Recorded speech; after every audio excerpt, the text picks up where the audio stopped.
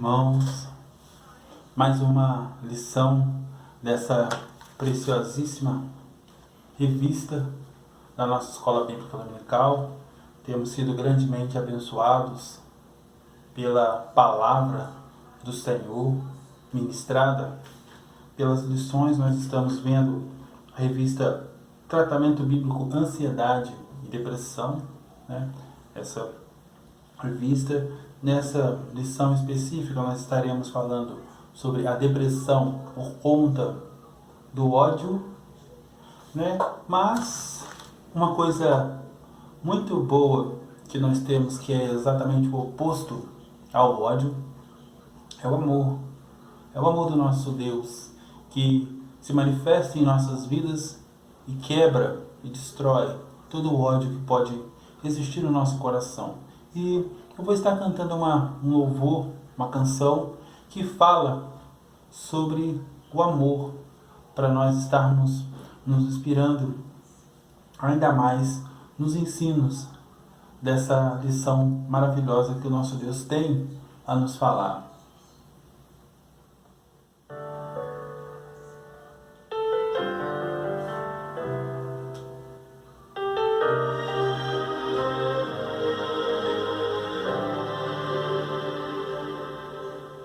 Como é possível poder consolar a alma ferida que insiste em sangrar? Como é possível poder escutar a angústia do outro sem ele falar? Como alguém pode se oferecer para tomar o lugar de outro e por ele morrer? Como é possível perdoar quem não merece, se doar a quem padece de mortal solidão? Há uma força chamada amor, é uma chama acesa de intenso fulgor, é um fogo brilhante, seu calor é tão grande que as geleiras do mundo não conseguem deter. Essa força chamada amor é o remédio e a solução para tudo que não tem jeito, seja qual for o defeito. Para isso o amor é perfeito, pois o amor é o próprio Deus.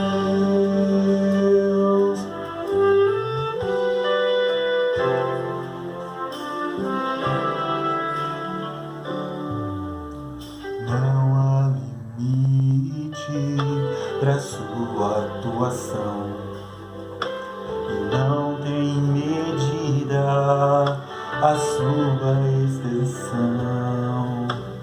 Tão precioso e doce como mel, o amor é a própria imagem do céu, bálsamo santo em qualquer relação. Seu poder é tão grande, não tem explicação. Cabe em um abraço, cabe até numa canção, numa lágrima vertida, num aperto de mão. Há uma força chamada amor,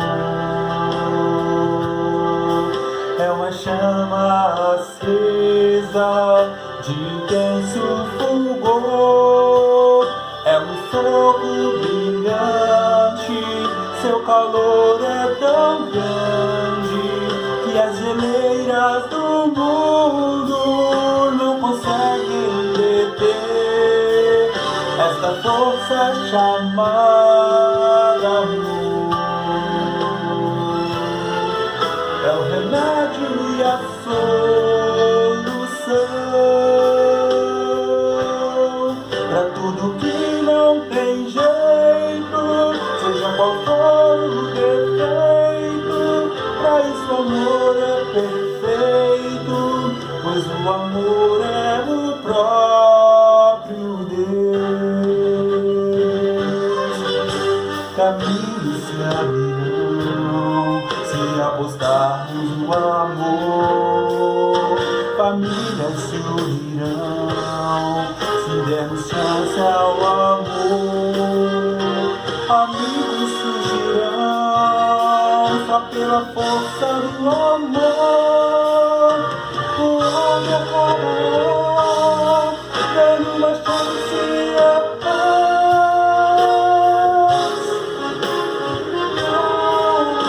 uma força chamada amor. É o remédio e a solução pra tudo que não tem jeito, seja qual for o defeito. Pra isso o amor é perfeito, pois o amor é o próprio Deus. O amor é o próprio Deus.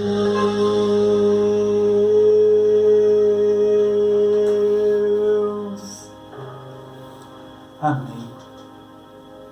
O amor é o próprio Deus. Então, como nós estaremos tratando a depressão por conta do ódio, nós estaremos vendo um pouco sobre os atributos do nosso Deus. Quais são as características específicas que existem no nosso Deus? Por quê? Nós estaremos falando basicamente sobre a história, né, do profeta Jonas. Qual é a mensagem que o Senhor tem a falar aos nossos corações através daquilo que aconteceu na vida do profeta Jonas. E ali nós vemos realmente características específicas de Deus para que tudo aquilo acontecesse da forma que aconteceu. Como é que Deus realmente agiu ali e por que Deus agiu daquela maneira na vida de Jonas. Primeiramente, os atributos de Deus, atributos são características específicas de Deus, características que o Senhor tem, né? E eles são divididos em dois tipos. Temos atributos incomunicáveis e atributos comunicáveis. O que significa isso? Os atributos incomunicáveis são aqueles que Deus não passa para ninguém, são específicos somente dele, é só dele. E os atributos comunicáveis são aqueles que são passados para os seres humanos. As características que Deus tem em si mesmo, que Ele compartilha conosco, que Ele dá a cada um de nós, se nós realmente estivermos dispostos a receber. E o primeiro atributo que eu estarei relatando aqui será a aceidade, que significa que Deus ele é autoexistente. Ninguém criou Deus. Deus ele é autoexistente, ele existe antes de todas as coisas. Senhor, tu tens sido o nosso refúgio de geração em geração. Antes que os montes nascessem ou que tu formasse a terra, o mundo mesmo, de eternidade a eternidade, tu és Deus. Esse atributo da aceidade ele é bem semelhante ao atributo da eternidade. Deus é eterno. Deus ele sempre existiu e ele não foi criado por ninguém. Aqui, detalhe, esse texto que eu citei agora está escrito no Salmo 90, versículo 1 e 2. Então, a eternidade, Deus sempre existiu e não foi criado por ninguém e ele não está limitado pelo tempo. Essa é a diferença entre aceidade e eternidade. né? Ele não está limitado pelo tempo, é uma questão da eternidade, é o atributo da eternidade do nosso Deus. E o terceiro atributo, a imutabilidade. Deus não muda. Deus ele tem os seus propósitos firmados para todas as coisas, para tudo e para todas as pessoas, né? Aí aqui, Tiago capítulo 1, versículo 17, a Bíblia diz: toda boa dádiva e todo dom perfeito vem do alto, descendo do Pai das luzes, em quem não há mudança e nem sombra de variação. O nosso Deus ele não muda. Ele não muda em nada. Tudo o que é de bom que existe hoje nesta terra, tudo que é de bom que existe hoje na sua vida, vem do alto, vem do Pai das luzes. A infinitude, quarto atributo do nosso Deus, ele não está limitado pelo espaço e nem pelo tempo. Mas na verdade, habitaria Deus na terra? É uma pergunta. Eis que os céus e até o céu dos céus não te poderiam conter, quanto menos esta casa que eu tenho edificado. Isso está em 1 Reis, capítulo 8, versículo 27. E assim, o apóstolo Paulo, no caso, ele faz uma complementação desse ensino com relação à infinitude do nosso Deus, lá em Atos, quando ele chega no capítulo 17 de Atos, dos versículos 24 até o 28, olha bem como que aqui ele dá uma destacada muito interessante com relação aos atributos do nosso Deus. O Deus que fez o mundo e tudo o que nele há, sendo o Senhor do céu e da terra, não habita em templos feitos por mãos de homens, nem tampouco é servido por mãos de homens, como que necessitando de alguma coisa, pois ele mesmo é quem dá a todos a vida, a respiração e todas as coisas, pois ele mesmo é quem dá a todos a vida. E de um só sangue fez toda a geração dos homens para habitar sobre a face da terra, determinando os tempos e adantes ordenados e os limites de sua habitação. Então, aqui nós vemos, ele é quem tem, quem dá, quem pode dar todas as coisas a nós seres humanos. Isaías capítulo 40, versículo 22, a Bíblia também relata que o Senhor estende os céus como cortina. E ele está sentado sobre o círculo da terra, para dar mais noção ainda de quão grande é o nosso Deus para nós. Porque, na verdade, a gente pensar sobre a grandeza de Deus, sobre esse atributo específico que nós estamos falando, que é a infinitude do nosso Deus, ele precisa de estar trazendo para nós elementos que nós conhecemos, o tamanho, né? Nós conhecemos, entre aspas, o tamanho da Terra, né? É uma grandeza conhecida.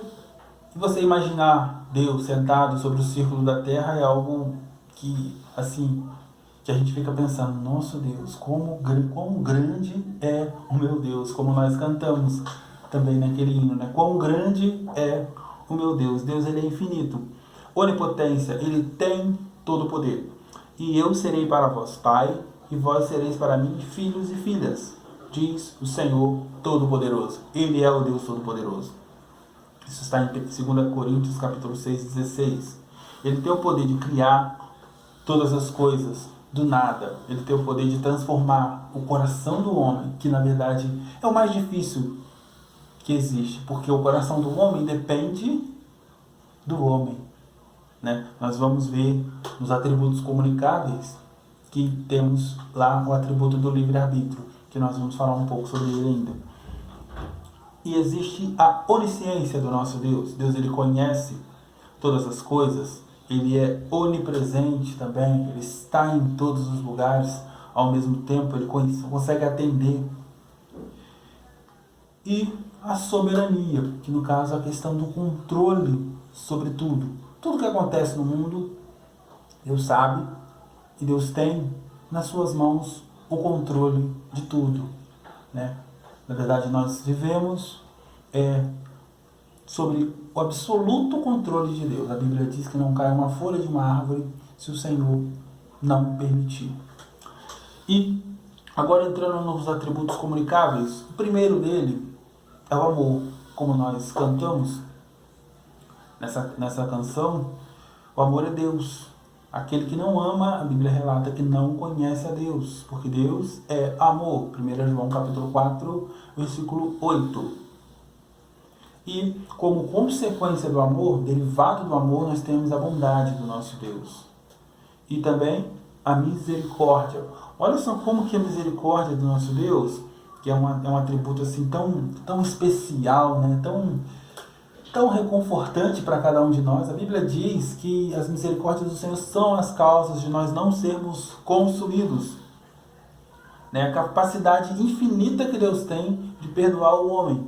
Mas Deus, que é riquíssimo em misericórdia, pelo seu muito amor, com que nos amou, estando nós ainda mortos em nossas ofensas, nos vivificou com Cristo. Pela graça sois salvos. Esse é Efésios capítulo 2, versículos 4 e 5. Então, assim, na misericórdia do nosso Deus, na bondade, na justiça, na misericórdia do nosso Deus e na bondade, que são derivados do amor, ainda existe o outro que é derivado do amor, que é a justiça. O amor de Deus torna ele mais justo do que todas as outras pessoas, do que tudo que nós conhecemos neste universo. Deus é justo em tudo que ele faz. E também Deus é santo. Deus é santo. E Deus é verdadeiro em tudo o que ele faz, em tudo o que ele fala. A palavra do Senhor é a verdade. A Bíblia diz: santifica-os na verdade. A tua palavra é a verdade. E liberdade, como eu falei, eis que eu ponho diante de vocês a vida, a morte, a bênção, a maldição, a luz e as trevas. Escolhe a vida, escolhe a bênção, escolhe a luz.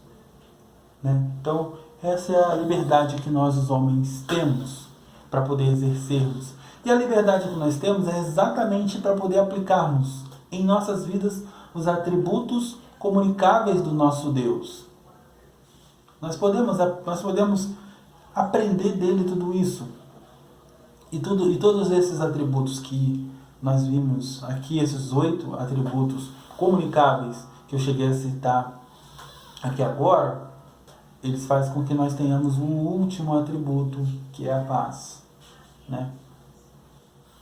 E agora, entrando mais especificamente dentro da história de Jonas, fazendo um resumo, Deus chama Jonas para ir para Nínive, pregar a palavra do Senhor. Ele duvida de Deus e decide ir para Tarsis.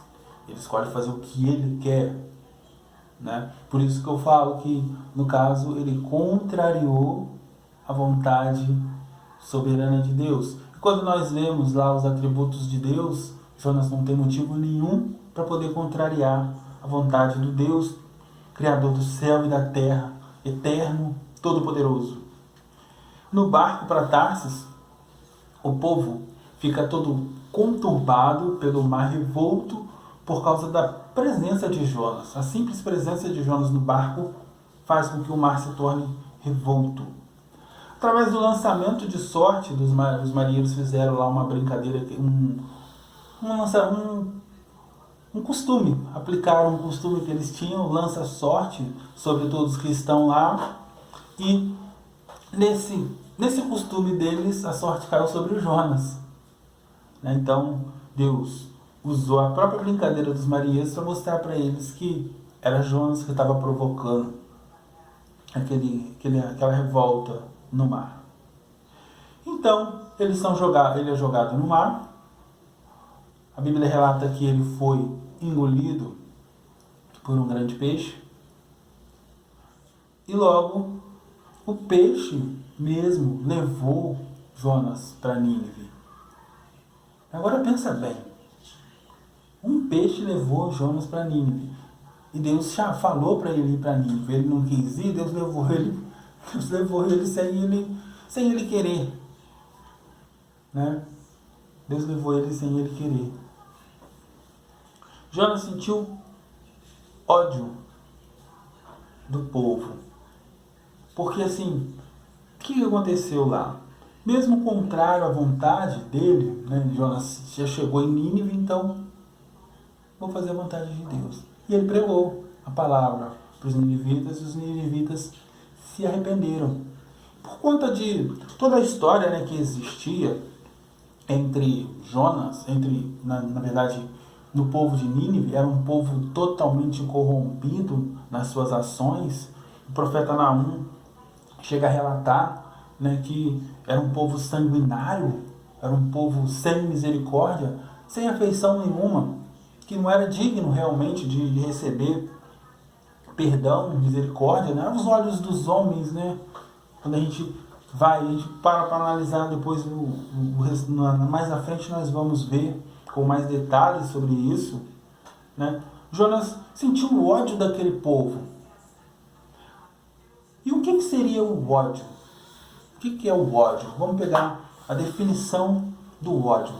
O ódio é aversão intensa. É aversão intensa, é raiva, é rancor. Você odeia alguém, ou você odeia alguma coisa. Você odeia algo que alguém fez para você.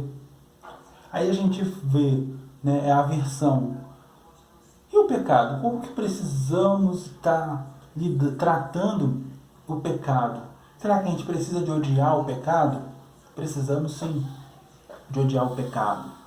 Precisamos odiar o pecado, mas temos que saber separar o pecado do pecador, né? Temos que saber separar o pecado do pecador. E Jonas, ele era totalmente ciente desse pecado que esse povo tinha. E nós, certamente, assim como Jonas, né, estamos cercados de pessoas que têm essas mesmas características dos ninivitas. Pessoas extremamente pecadoras, extremamente ímpias, que vão estar realmente tendo uma forte tendência em fazer mal para nós, fazer mal para as pessoas da nossa família. Nós temos vai existir isso tudo, assim pela nossa consciência ou pelas pessoas. Mas Deus diz para não combatermos o mal com o mal, mas vencer o mal com o bem. E assim, esse bem que Jonas deveria ter ido lá fazer, decidido primeiramente, eu vou lá pregar a palavra para aquele povo, porque Deus quer salvar aquele povo. E essa tem que ser a nossa mente a todo instante. Temos que permitir que os atributos comunicáveis de Deus se manifestem nas nossas vidas, né? Nós precisamos permitir. Porque no caso ali a gente viu o quão nocivo foi o ódio no coração de Jonas pelos ninivitas. Nós vamos ler no texto, olha bem, vamos ler agora mesmo no texto, olha só, Jonas capítulo 4, versículo de 1 a 3, olha o que Jonas fala. Mas desgostou-se Jonas extremamente e ficou irado. E orou ao Senhor: ó Senhor, não foi isso que eu disse estando ainda na minha terra?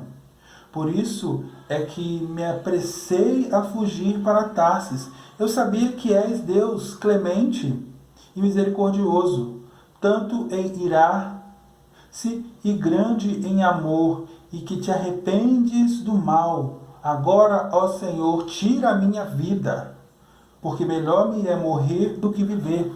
Ele queria morrer. O profeta Jonas queria morrer por conta de algo que ele alimentou no coração dele pelos ninivitas. Ele não conseguiu separar o pecado do pecador, né? Nós precisamos aprender a separar o pecado do pecador. Todas as nossas ações precisam ser movidas pelo amor. Assim como as ações do nosso Deus são movidas pelo amor, as ações nossas, como pessoas que precisamos permitir que esse atributo do amor se manifeste nas nossas vidas, Nós precisamos permitir que as nossas vidas, que manifestemos o amor de Deus a todas as pessoas, mesmo diante dos pecados, mesmo diante de pessoas ímpias. O amor do nosso Deus precisa ser o que rege as nossas vidas. E outra coisa que eu queria colocar, que eu queria perguntar para nós aqui e também responder. É pecado discordar de Deus por algo na sua vida? Isso, na verdade, é um estopim para desencadear o ódio. A Bíblia, ela relata: irai-vos e não pequeis. Não se ponha o sol sobre a vossa ira. Mas pela nossa limitação, certamente em algum momento nós vamos duvidar, nós vamos discordar de Deus, como fez Jonas. Mas isso precisa de ser ponderado pela fé, né? A gente precisa de levar em consideração os atributos de Deus incomunicáveis, a soberania. Ele tem o controle sobre todas as coisas. Ele sabe o que ele está fazendo, ele sabe o que ele está me pedindo, ele sabe por que ele está me pedindo aquilo. Se eu não sei, eu apenas confio e saio assim como Abraão: sai da tua terra, da tua parentela para a terra que eu te mostrarei. Ele saiu sem saber, simplesmente confiou. E está relatado nos heróis da fé. Essa fé que precisa de estar movendo os nossos corações, motivando-nos a estar buscando mais o nosso Deus. Muitas vezes o duvidar, né?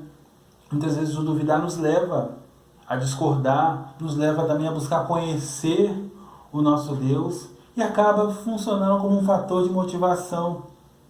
É assim: eu não sei como que eu vou fazer para resolver aquele problema, então eu vou buscar informação para poder estar aprendendo a resolver aquele problema. E com Deus, alguma coisa Ele pode falar para nós, pelas nossas limitações, nós podemos não enxergar a totalidade do que Ele está dizendo. Mas aquilo que não me faz duvidar, aquilo que às vezes me faz discordar em alguns momentos de Deus, precisa funcionar como um fator de motivação. Eu preciso transformar aquilo que tende a se tornar em ódio em algo que realmente me faça buscar mais o meu Deus, né? Algo que Deus fez que me desagradou, não foi agradável ao meu coração. Se você perdeu uma pessoa que você que você queria muito, que estivesse com você por mais tempo aqui na Terra, isso pode fazer com que você duvide. Por que aconteceu isso com você?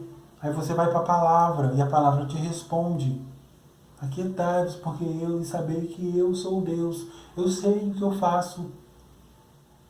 Ele tem todas as palavras para poder nos trazer o conforto. Às vezes, assim, a gente duvidar, a gente discordar, leva a gente a buscar mais o Senhor. E isso precisa acontecer nas nossas vidas, precisa acontecer no nosso coração. Não podemos nos permitir odiar a Deus ou odiar a ninguém. Somente o pecado. O pecado precisa ser odiado. Nós precisamos ter aversão ao pecado, mas não podemos ter aversão ao pecador. Um atributo importante a ser considerado, nesse caso, né, é o atributo do nosso Deus, a misericórdia, que é um grande, assim, ele combate muito bem o ódio, né? Ele combate muito bem o ódio, a misericórdia. Misericórdia que necessita ser motivado para que possamos avaliar, para que possamos evitar o ódio, a execução. Por exemplo, Pedro chega para Jesus e pergunta o seguinte: quantas vezes eu preciso perdoar, Senhor? Quantas vezes eu preciso perdoar? Até 7? Jesus responde: não até 7, mas até 70 vezes 7. mas é um número limitado de perdão, se você parar para analisar. São 490 vezes. Mas, e aí? Eu posso perdoar 490 vezes. Pode acontecer de eu ter que perdoar 491 e aí eu não preciso perdoar mais. Não é assim. Na verdade, toda vez que nós tratamos a questão do número 7 na palavra do nosso Deus, ele tem um significado todo diferente, né? Na verdade, o número 7 ele significa perfeição. Nós precisamos perdoar com a perfeição com que Deus nos perdoou em Cristo. Nós precisamos perdoar de forma plena, de forma completa, de forma total, sem guardar mágoa ou rancor no coração, para que esse sentimento que você teve com aquela pessoa que te magoou em algum momento não se configure, não se transforme em ódio. Você tem a permissão de Deus para se irar, mas você não tem a permissão de Deus para pecar. Irai-vos e não pequeis. Então, assim, a gente precisa permitir que essa ira se torne em pecado nas nossas vidas, né? A ira ela não pode se transformar em ódio. E existem pessoas que têm tanto ódio no seu coração porque ela não pratica exatamente o perdão que Deus orienta que nós estejamos praticando. Na verdade, quando a gente vai para a oração modelo, Jesus ele fala: perdoe as nossas dívidas assim como nós perdoamos os nossos devedores. Né? Então, assim, um fator que realmente faz com que nós possamos afastar do nosso coração todo o ódio é o perdão. Então, pensando um pouco sobre a forma, isto, tudo que nós falamos até o momento, trata-se de coisas que realmente fazem com que nós evitemos a manifestação do ódio no nosso coração. Motivar, fomentar as nossas vidas a estarmos praticando o perdão, a estarmos praticando a misericórdia, a não discordar do nosso Deus, porque como nós vimos nos atributos do nosso Senhor, cara, Ele conhece todas as coisas, Ele é todo poderoso, Ele sabe, Ele conhece tudo, Ele tem um absoluto controle sobre todas as coisas. Quando nós cantamos, nosso Deus é soberano, quando nós cantamos que o nosso Deus é soberano e que Ele reina, nós estamos dizendo que Ele tem um absoluto controle nas suas mãos. Então, precisamos levar em consideração esse absoluto controle que Ele tem e não nos permitirmos odiar. Tá? Agora, qual seria o remédio? Como que acontece agora o ódio na vida das pessoas? Como que esse sentimento se manifesta? Como que esse sentimento se manifesta? Da mesma forma que ele se manifestou na vida de Jonas. Ele queria se matar. Ele preferia, não queria se matar. Ele preferia morrer Ele falou que preferia morrer a presenciar aquela situação. Como ele relata aqui no versículo 3. Agora, ó Senhor, tira-me a minha vida, porque melhor me é morrer do que viver. Né? Ele cita aqui no versículo 3 do capítulo 4 do livro de Jonas. O ódio se manifesta na vida das pessoas de diversas formas. As pessoas se tornam cegas. Elas se tornam cegas por não estar dispostas a entender as outras pessoas. Você não dá mais ouvido. Às vezes você escuta alguém contar uma coisa para você, você até se arrepende. Se arrepende naquele momento, mas logo você dá lugar ao ódio que foi implantado no seu coração por causa de uma ira que se tornou em aversão. Então, você se torna totalmente pavio curto. Você compreende quando alguém chega para você e fala de forma tranquila, de forma mansa, mas logo aquilo se alastra na sua vida de tal forma que você não consegue controlar. E aquilo acaba se tornando em uma depressão. Como nós vimos, a depressão é profunda tristeza. Na verdade, o cristão, para que ele jamais caia em depressão, ele precisa ser predisposto a perdoar. Mas depois que ele caiu em depressão por conta do ódio, ele precisa tratar com um profissional, precisa tratar, se for o caso, com remédio, com médicos, com psiquiatras ou psicólogos. É importante a gente ter esse discernimento. Deus, ele capacita pessoas para poder estar curando as nossas vidas, as nossas almas. E esse é, assim, dentro da Bíblia, qual seria os conselhos bíblicos para que possamos realmente afastar, remover toda a depressão? Qual é o remédio para o fim do ódio? Primeiro, a graça de Deus pode curar o ódio das nossas vidas. Pensa bem, a graça, o que é a graça? Quando nós entendemos realmente o significado da graça, que é favor não merecido. Favor não merecido. Aí, nós vemos o apóstolo Paulo relatar: onde abundou o pecado, superabundou a graça. Onde abundou o ódio, pode superabundar a graça de Deus e sobressair no ódio que nós permitimos, que nós podemos em algum momento permitir se instalar dentro do nosso coração. Então, superabunda a graça e nós saímos espalhando essa graça para todas as pessoas conhecerem a Cristo. E para isso nós precisamos de nos submeter à autoridade da palavra do Senhor. Santifica-os na verdade, a tua palavra é a verdade. Como nós vimos, o atributo de santidade do nosso Senhor é um atributo que nós podemos adquirir.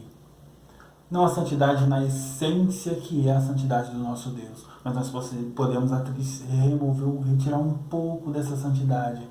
Um pouco de Deus na nossa vida é muito. Sabe, nós precisamos, dia após dia, sermos cheios do Espírito do nosso Deus. Por quê? A submissão ao Espírito é o que vai fazer com que nós permitamos que os atributos comunicáveis de Deus se faça presente nas nossas vidas. Aí a gente vai remover tudo. Submissão ao Espírito Santo, conforme diz Gálatas capítulo 5, o fruto do Espírito. Por que ele fala o fruto no singular? Porque na verdade quando você, de fato, permite o Espírito Santo de Deus habitar em você, uma série de coisas vem, uma série de essências de Deus vem para nós. E essas essências são paz, longanimidade, mansidão, domínio próprio, que tem realmente tudo a ver com os atributos de Deus. O Espírito de Deus, ele habita em nós, fazendo com que nós possamos realmente aplicar tudo que afasta aquilo que não tem nada a ver com Deus. Deus, ele é amor, como nós vimos na palavra, João capítulo 1 João 4:8, ele é amor. Deus, na sua infinita bondade, está sempre do nosso lado. Ele está sempre do nosso lado. Pensa em Jonas. Ali, ele decidiu fugir. Deus o trouxe de volta para o caminho. Mas teve uma ação dele. Uma só. Ele falou, pode me jogar no mar. Depois eles lançarem sorte, ele falou, pode me jogar no mar porque sou eu que estou causando. Ele reconheceu de alguma forma. Ele reconheceu de alguma forma. Embora depois tenha expressado que preferia que tivesse tirado a vida dele, mas ele ainda assim decidiu seguir pelos caminhos, pelo caminho que Deus determinou que ele seguisse. Nós precisamos, assim como Jonas, nos colocar no caminho de Deus. Nos colocar no caminho de Deus. Mesmo sem concordar. Jonas percebeu o mal que causava para aqueles que estavam ao seu redor. E nós, como servos do nosso Deus, podemos também, por desobediência, causar males às pessoas que estão à nossa volta. O ódio instalado no nosso coração pode trazer efeito para todos que estão na nossa família, para todos que estão no nosso relacionamento, no nosso convívio. Né? Então a gente precisa de ter muito cuidado com tudo isso. Enquanto desobedecia, então escolheu pedir aos marinheiros que o jogassem no mar, e assim aconteceu um milagre em Nínive. Mesmo no ódio, mesmo na sua imperfeição, Deus ele quer atuar mesmo na minha e na sua imperfeição. Ele quer atuar, ele quer fazer a obra dele nas nossas vidas. Deus nos ama mesmo pecador. Então, nunca é tarde para tomar a atitude correta. O ódio pode dar lugar ao amor se permitir que Deus realmente entre no nosso coração. Então, vamos permitir que Deus entre no nosso coração. Vamos permitir que o Senhor faça morada em nós. E assim, certamente, Ele vai nos transformar em bênçãos. Assim como Ele prometeu para Abraão, e tu serás uma bênção. Ele também promete para nós.